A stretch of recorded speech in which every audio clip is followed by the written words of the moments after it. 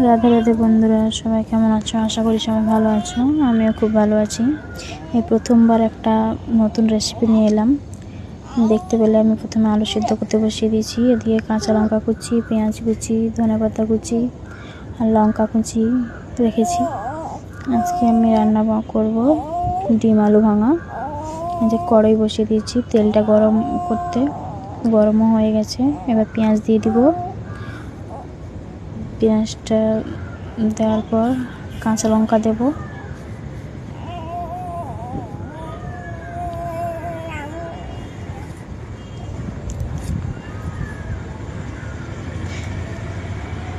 কাঁচা লঙ্কাটা দিলাম। এবার কাঁচা লঙ্কাটা দিয়ে এবার নাড়াচাড়া একটু করে নেব।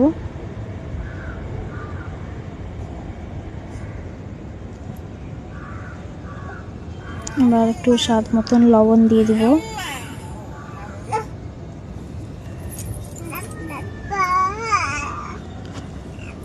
এবার হলুদ গুঁড়ো দিয়ে দিলাম। হলুদ গুঁড়োটাকে একটু নেড়ে চেড়ে নিয়ে টমেটো কুচি দিয়ে দিব।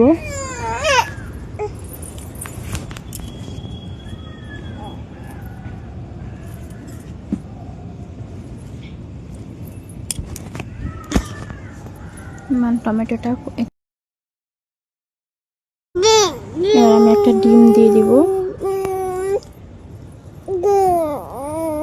ডিমটা আমি ভালো করে নেড়ে চেড়ে ভুজিয়া করে নিলাম।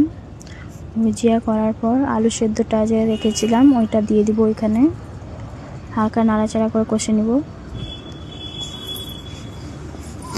যে আলু সেদ্ধটা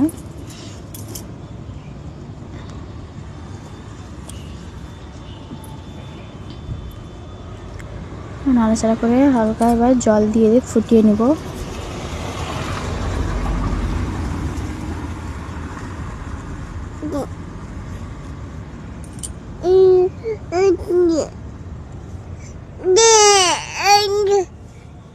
ততক্ষণ চলো দেখিয়ে দিই আমরা কোথায় থাকি।